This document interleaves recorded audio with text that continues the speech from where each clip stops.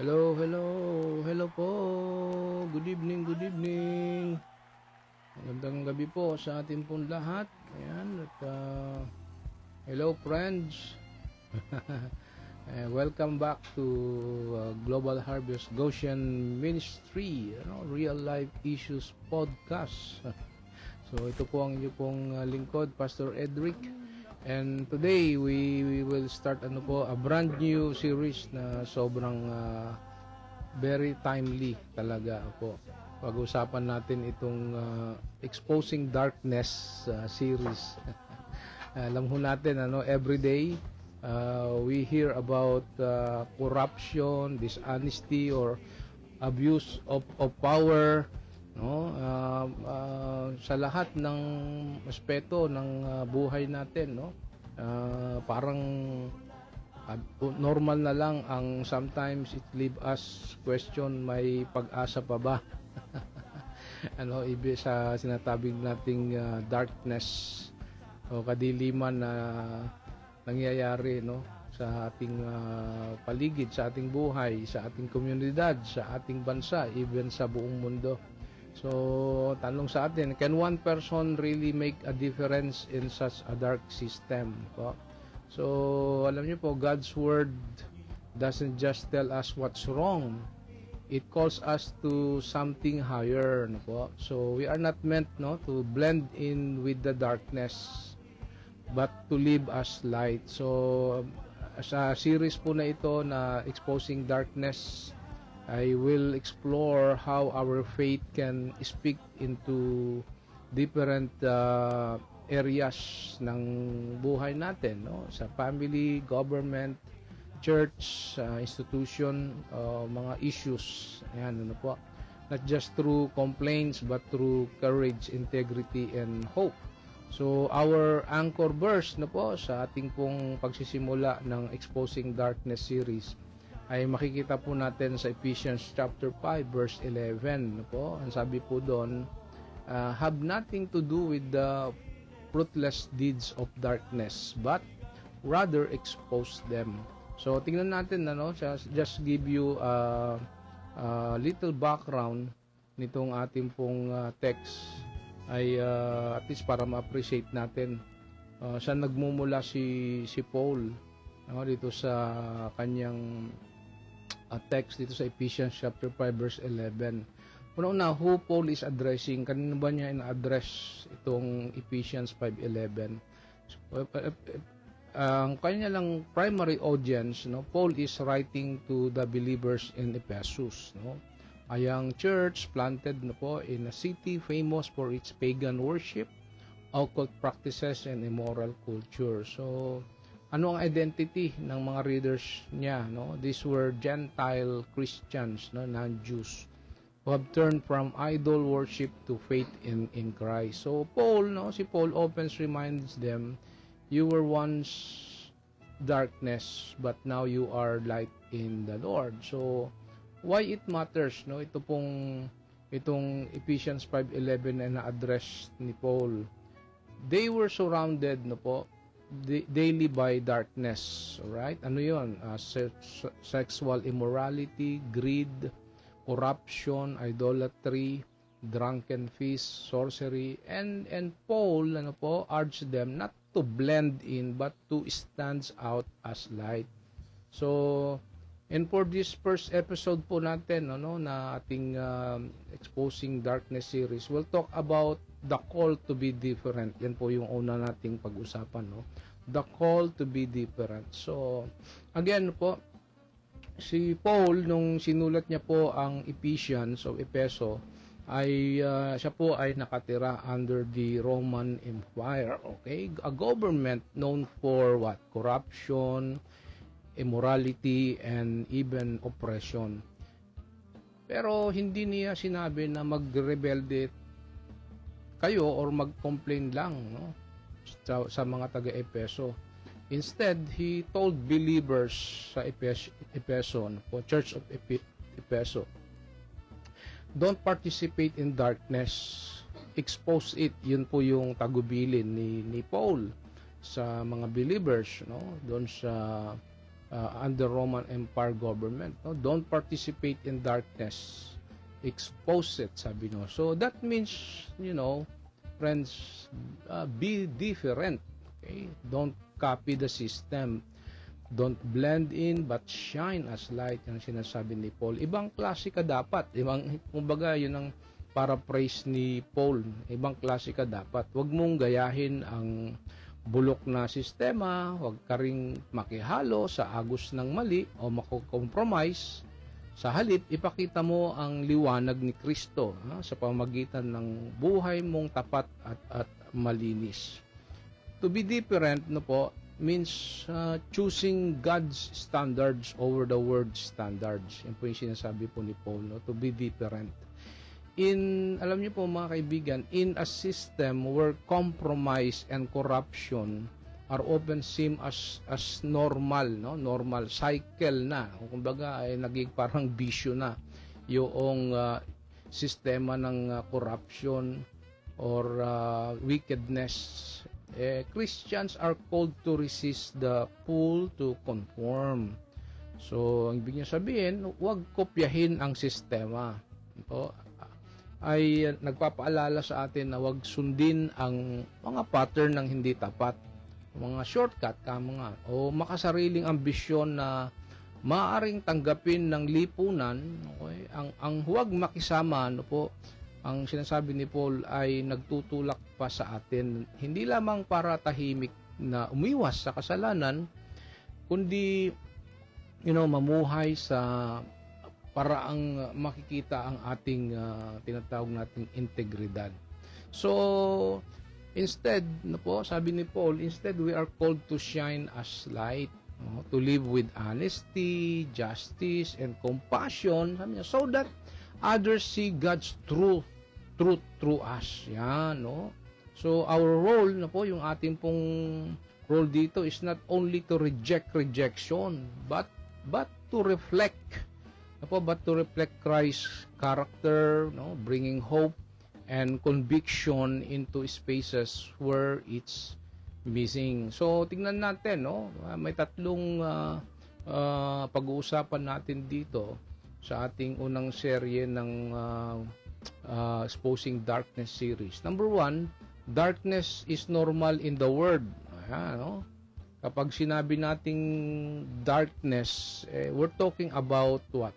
Sin, corruption, lies, compromising spirit, and everything against God's will. Yan po yung tinatawag nating darkness. At kung titingnan natin ang paligid, di po ba? Sa gobyerno, sa negosyo, sa entertainment, kahit sa social media, at maging sa church din ho ngayon, sa iglesia, hindi po na-spare ang church sa corruption, lies, deception. Parang normal na lang ang tinatawag nating kasinungalingan, pandaraya, kasakiman, Pero ang normal ng mundo ay hindi ibig sabihin na tama. Darkness may be common, pero fruitless pa rin siya. Tama po? It leads to destruction and emptiness. Yan po yung katotohanan ng darkness normal in the world. Now, ang illustration natin dyan, parang traffic violation na lagi mong nakikita lahat naman tumatawid, di ba? Lahat naman tumatawid kahit bawal, So, okay lang, sasabihin mo, ginagawa naman ng ibang tao yan, Kahit nakalagay, bawal tumawid dito. Dahil nakikita mo, tumatawid kahit bawal, so, sabi mo, kabit balikat ka, so okay lang. Dahil paulit-ulit nagiging accepted, yun po yun, Yung tinawag normal. Pero kahit accepted, normal, mali pa rin. Tama po? Ganun din po sa corruption or immorality.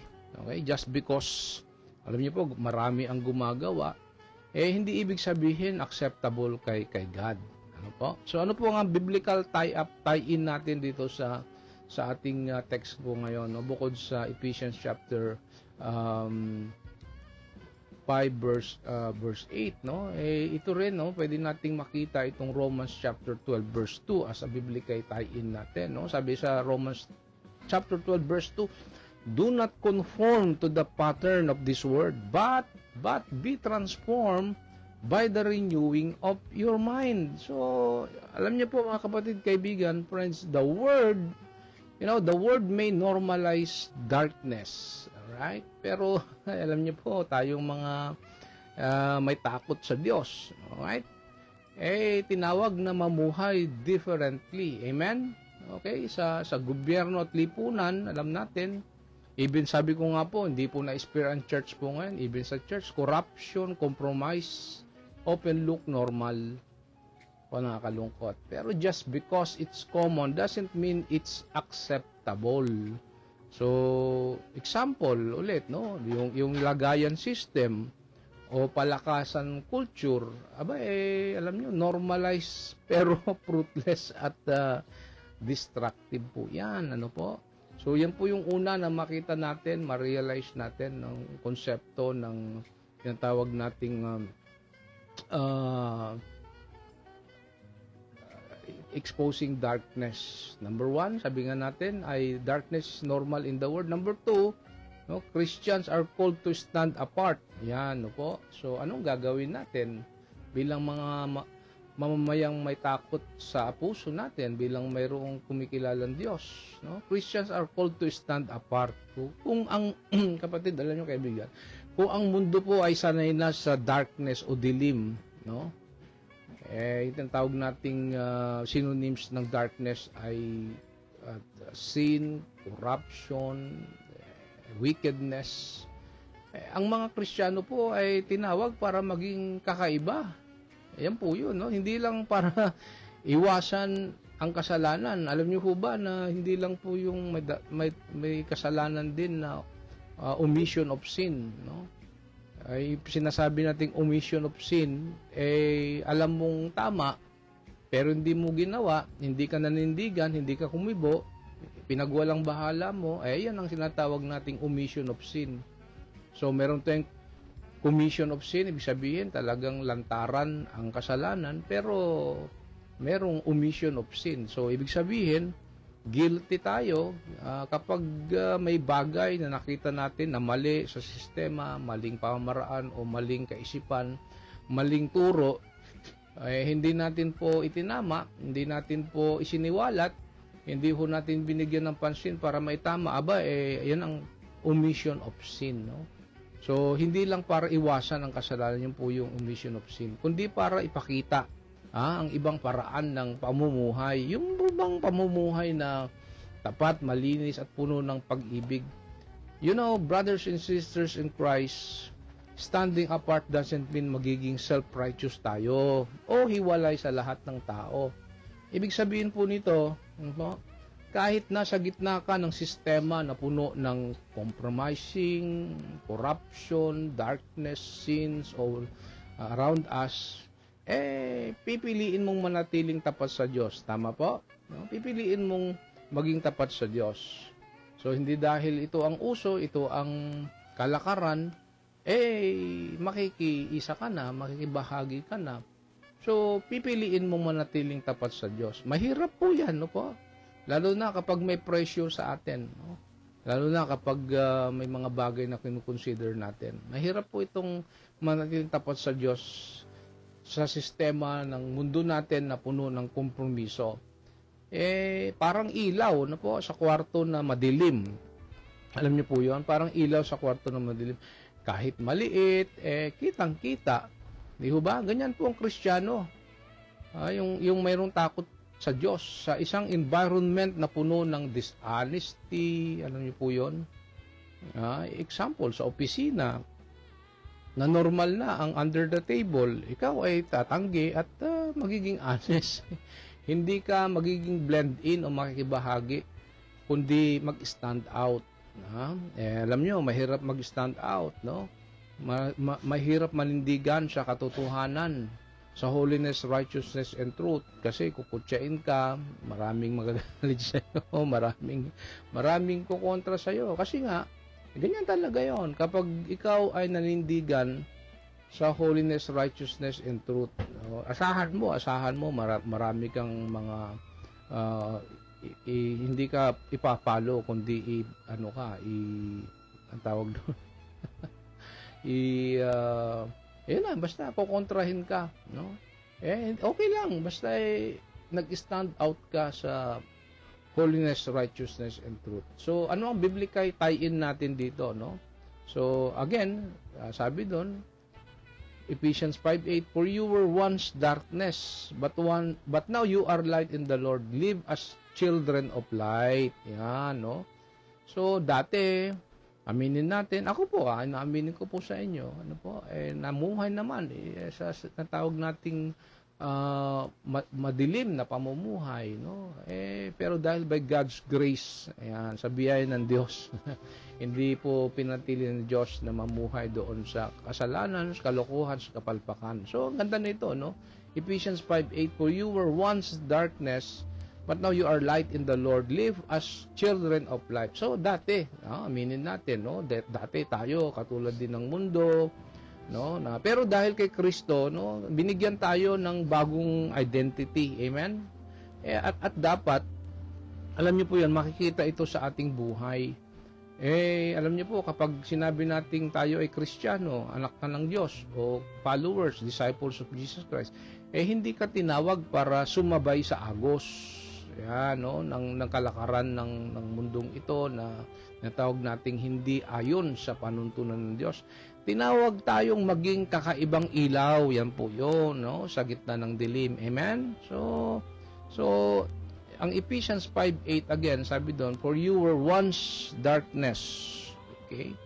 But now you are light in the Lord, live as children of light. Hindi lang wag sumali sa mali, yan ang ibig sabihin, kundi mamuhay ng tama. Even when it cost us. Wow! Bigat niyan, ano? Hindi lang wag sumali sa mali, kundi mamuhay ng tama. Even when it cost us. Ha? So, anong application natin nito? Refusing bribes, no? Not cheating taxes, even fair, even when pressured. So, number 3, na makita ho natin dito, no? Exposing darkness. Exposing darkness through light. Yan, no? Hindi sapat na huwag makisama po sa dilim. So, tinawag tayo, tayong mga Pilipino, no? Tayong mga Pilipino ay tinaguri ang Christian country. So, mamuhay tayo doon sa totoong ilaw. No? I-expose ang darkness pamagitan ng ilaw ni Kristo sa atin. Yan. Paano po? Hindi sa pagiging judgmental, kapatid, kundi sa pamagitan po ng pagsasabuhay ng katotohanan, no? Kapag ang ilaw ay nandoon, ano po, kusa nitong ipinapakita po kung ano po ang nasa dilim. Tama po? Example, kung may corruption, hindi ka makikisali. Kapag may chismis, hindi ka makikijoin. Pero higit pa doon, you choose to speak truth, no? Stand for integrity, and show a better way, no? Yung mismong honesty mo, kindness mo, at purity ng heart mo ang naglalabas ng contrast. So, anong illustration na ito? Parang flashlight sa brownout, di ba? Parang flashlight sa brownout. Kapag binuksan mo, hindi mo kailangang sumigaw para makita ng iba. Kusa silang makakakita. Ibig sabihin, ganun din. The more you shine Christ light, na po, the more maliwanag kung gaano kadilim ang kasinungalingan, kasakiman, at injustice. So, anong ating biblical tie-in dito? No? Matthew chapter 5 verse 16, ano po sabi doon? Let your light shine before others, that they may see your good deeds and glorify your Father in heaven. Wow! Hallelujah! So, ang goal po ng exposure na ito po ay hindi para mapahiya ang tao, ano po, kundi para makita nila, ano po, ang liwanag ng Diyos at siya ang mapapurihan.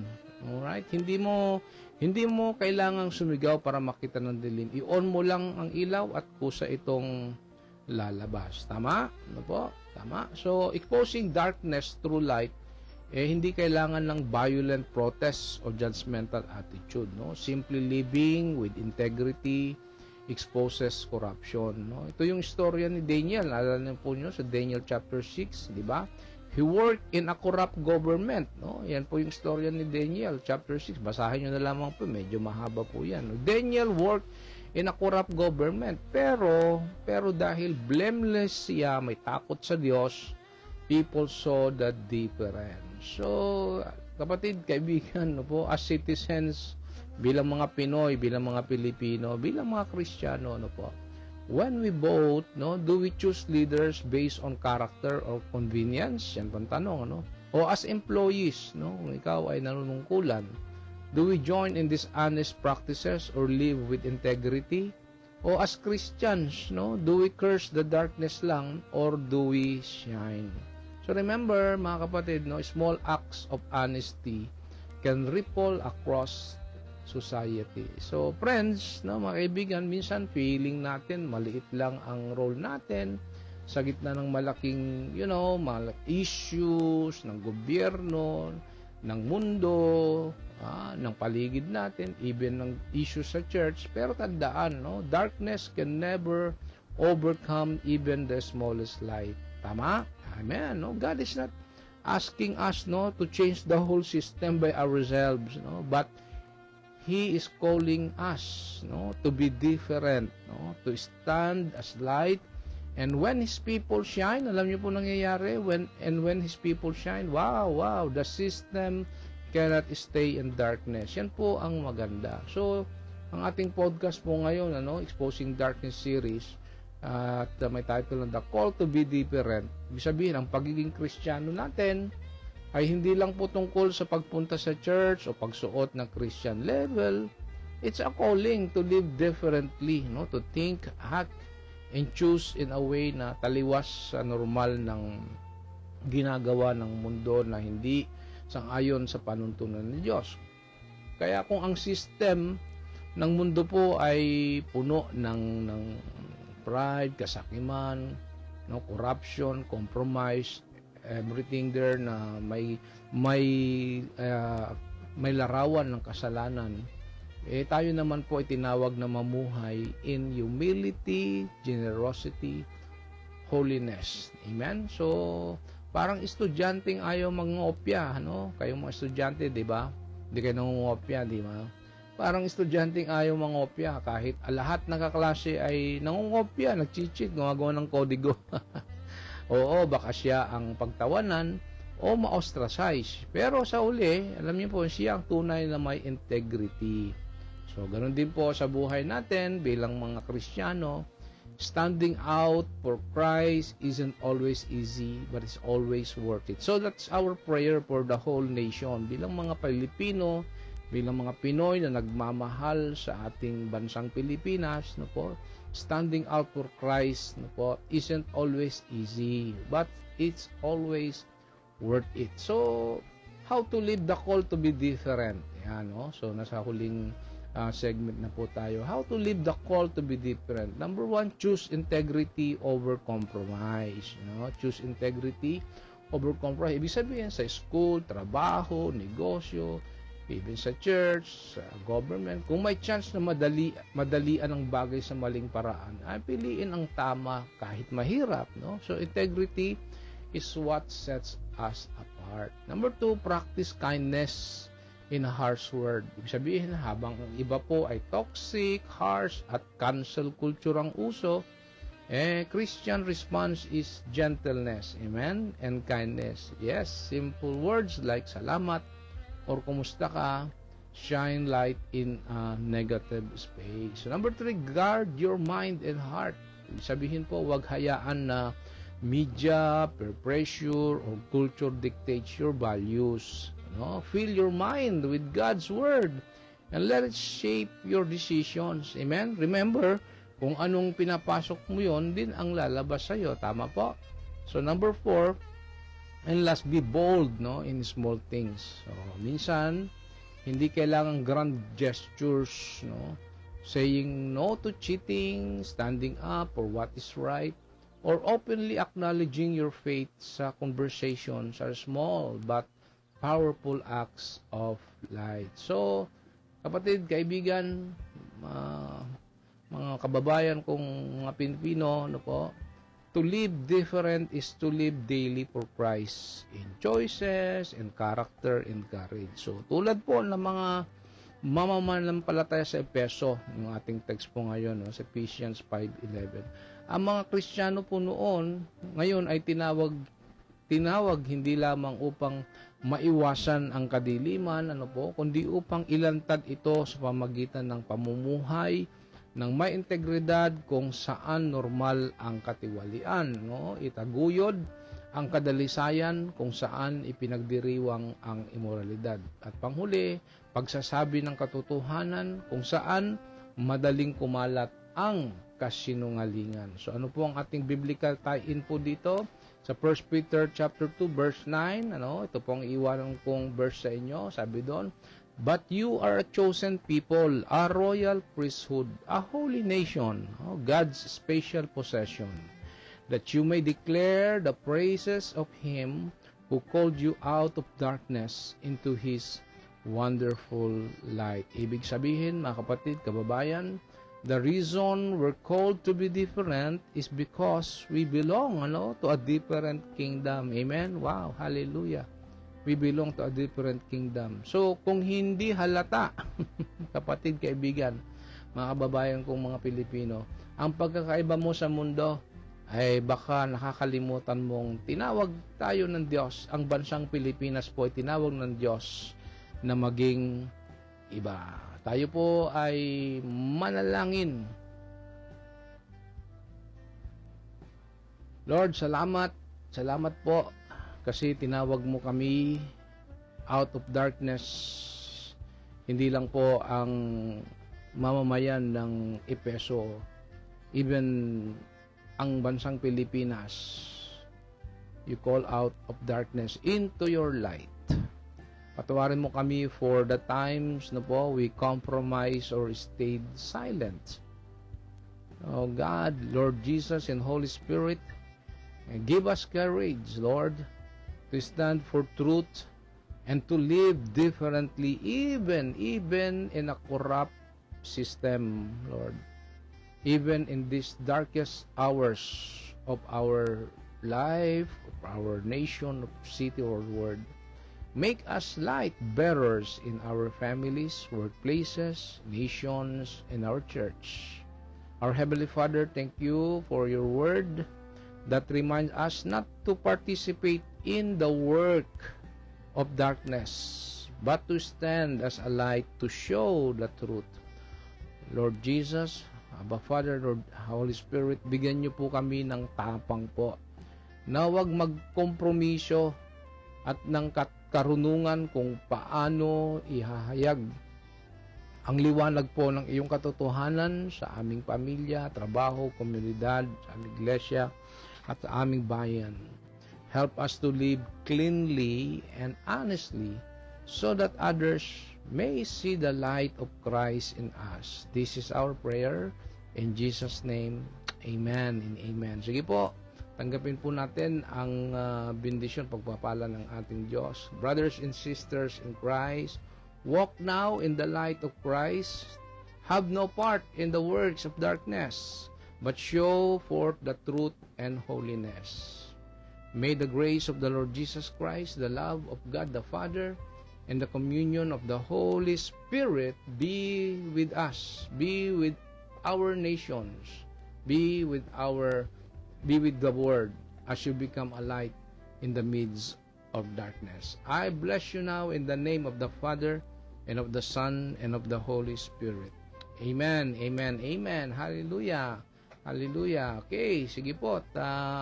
Maraming salamat pong muli sa bawat sa po sa inyo, na nakabahagi sa ating pong first series ng ating pong Exposing Darkness. Alright, so we are not called to blend again, no? We are not called to blend in but to stand out. So don't just complain about the darkness, shine the light of Christ. So sa next nating episode o next podcast natin ng real life issues, no? Ang episode naman ng pag-uusapan natin, episode 2, corruption exposed. Yan ang ating pong pag-uusapan. So ito po ang inyong pong lingkod, Pastor Eldrick Ancheta po, reminding you faith is not just for Sundays, it's for real life. So God bless everyone.